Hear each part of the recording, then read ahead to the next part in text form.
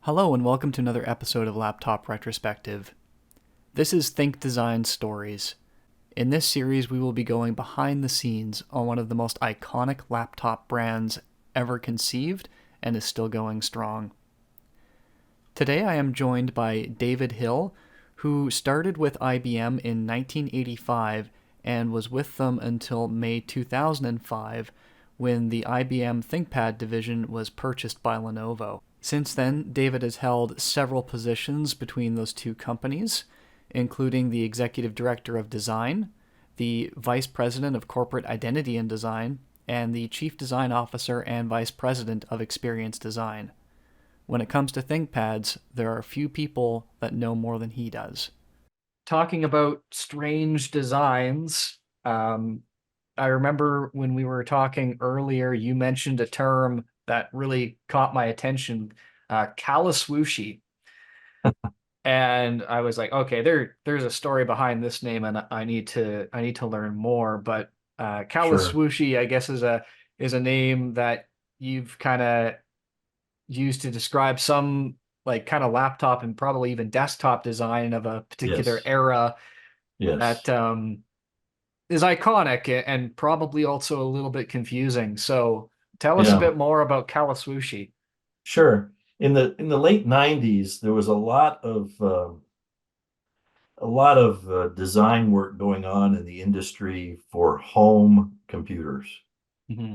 Um, HP, Compaq, Packard Bell, Yeah. uh, Asus, uh, the Acer Aspire. I think Yep. Asus means something. Anyway, these things all had a sort of a cartoonish appearance to them. They were exaggerated kind of forms that were very difficult to explain. Why are they that shape? Other than that they seemed to just fly in the face of what a maybe an IBM PC looked like, Hmm. which was a very rectangular box, very utilitarian, purposeful sort of thing. That is rooted in business. And oddly enough, these designs all seem to come out of California. So they were a lot of design offices in California at the time that were doing a lot of this work. And so somehow or other, the term, I don't even remember where it came from or who started it, but it turned into this Cali-swooshy thing because they are always sort of swooshy looking. And they had a lot of randomness to them, like the Acer Aspire. Like somebody shot the side of it with a sawed-off shotgun.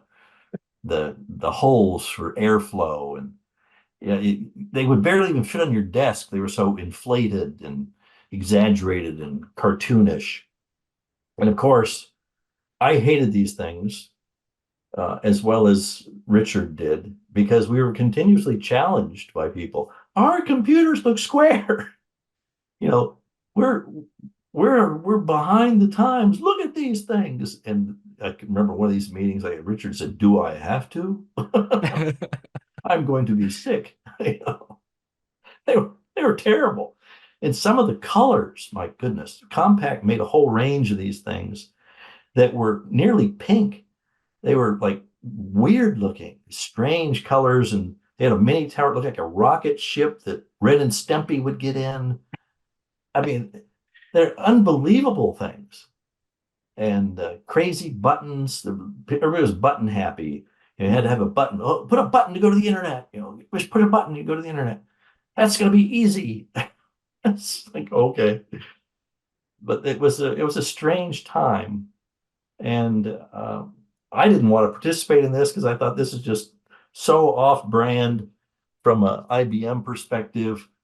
I want to make designs that are attractive and make sense and things, but we don't need to go step into the world of Cali-swooshy and try to come up with more, outrageous somebody.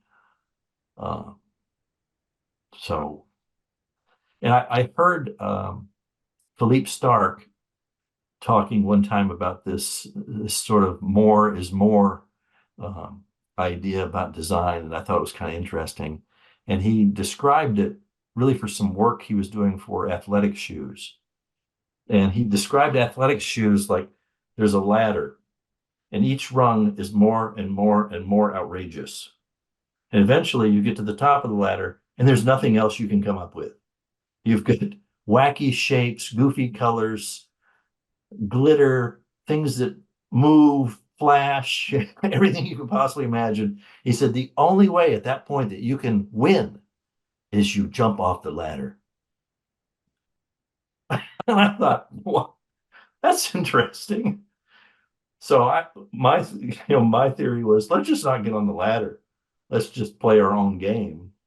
And so we designed a lot of Aptivas and things that had a interesting design character that put soft forms where people touched things, and then it had a ribbed contrasting form for like the back of a monitor or the back of a mini tower, things like that. And that helped with ventilation and some other Right. things. Plus, it was reminiscent of the IBM logo with the stripes.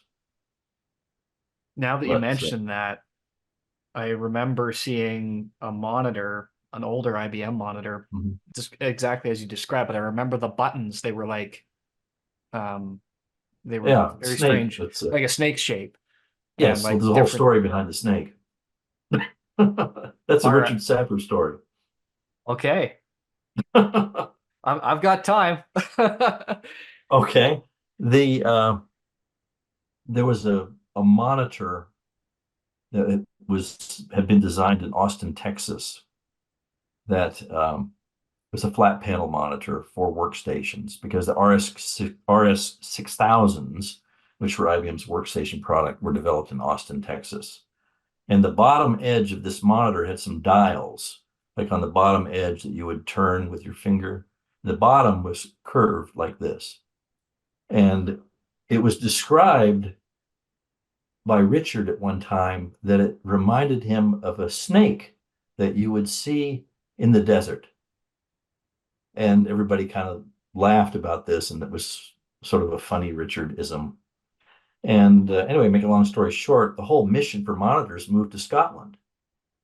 And we're in the meeting talking about the monitors, and of course, you have to have some buttons on them. And Richard said, well, I missed the snake, but we can't have a snake because the monitors are made in Scotland. We must have the Loch Ness monster. So he made this shape with buttons that looks like Nessie. And Wow. the power button has a white dot on it, which is the eye of the Loch Ness monster. Oh man. This is real. And the tail has a little oblique angle cut on it. It looks like a sea serpent. Wow. And that's because the monitor mission moved from Austin, Texas to Scotland. And there needed to be a tribute. Well, And we that's did it. that's a much better use of a swoosh than Yeah, than a desktop. he wasn't afraid to have some fun. That those buttons aren't on any monitor anymore, unfortunately.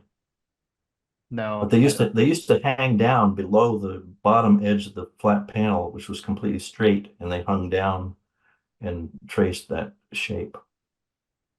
But it's all different at this point. But that's where that came from. No, that's a lot nicer than I'm trying to remember the company, and I'll look it up later. But I think like Cali-swooshy really went off the deep end when they made the Hot Wheels and the Barbie computers. Oh yeah, I don't remember who did that. I want to say it was E-Machines, but I might. Yeah, there were some unbelievable atrocities. That was definitely one. Yeah. Also, at the time, there was a thing that Microsoft made that was a shell. I think it was called Bob, and there was a little clippy, the paper clip around Okay, yeah, I remember animated, Clippy. Yeah. telling you how to do things like if you were stupid. Yeah. and it was supposed to appeal to kids and things to use a computer, and the kids first thing they do is delete it. Yeah, it's like, go away, Clippy. And they would just get rid of it.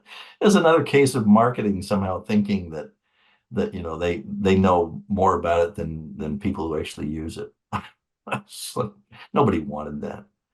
Yeah, there were a lot of it was crazy times putting buttons on things that were meaningless and goofy shapes and crazy, crazy colors. And I mean, some of these things were significantly larger than they needed to be Mm-hmm. just to make the shape. And, in the world of ThinkPad, I would always say, well, if you want to have the smallest computer, you make it square because everything inside of it's square. So if you don't make it square, guess what? There's air inside of it. Yep. And Apple did this. Apple made that crazy computer look like a toilet seat. Yeah, I remember that. Came in a Yes. lot of colors. Yes, it did. Yeah. And some of that stuff I think helped fuel this Cali-swooshy stuff Mhm. that everybody was getting on the bandwagon with this. And there were some design offices that kind of specialized in this kind of stuff. And I don't know. Fortunately, it didn't really last that long. No, it kind of died out No. pretty quick. Yeah. But it made for some very uncomfortable meetings having to explain to people why we weren't going to be doing that. Yeah. If you wanted us to be like everybody else, then yeah. Yeah. I'm not getting on the ladder. On ladders. Plus, when you look at somebody's product, like that, somebody carried, have you seen the new compact Presario? Whatever, and they boom, put it on your table, and you're like, whoa. And you say, well, I understand that you want us to make something like this, but please be advised, somebody designed this 2 years ago. I Yep. guarantee it. You're looking at it took them a year to make it, probably a Mhm. year to design it because it's so Yeah, crazy and yeah. outrageous looking. So you're aiming at the back window of the car. Yeah, that's a very good point. A lot of people may forget how long it takes to develop something. And it's Exactly. like, this is a released product. You didn't break into their R&D lab, did you? So like Yeah, this isn't coming out next week. This came out last year. right. Yeah. So anyway, it was annoying, and unfortunately it was short-lived. The Acer Aspire, they did make that thing black, oddly enough, which we were in the process of doing. I think we may have had our black Aptiva Stealth first. I'm not sure. I have to think through this. Hmm. But we wanted to make a black home computer. Now they're almost all black, it seems like. Yep. A lot of And them. now that's exactly what they are. Yeah, they're all black. They're all black. Yeah, it's kind of funny, I think. And it's another thing. I think I might have mentioned this before. You talk to these retailers, Hmm. and they would, like, we were trying to make an Aptiva black, and of course the marketing people are very concerned about it. So they asked a retailer, "What do you guys think about selling a black computer?" They'd be like, "Hey Jim, how many black computers we sell last week? Zero. Nobody makes them." Yeah. Then they get back on the list. We don't want any. Well, it's because nobody makes one. It's like crazy.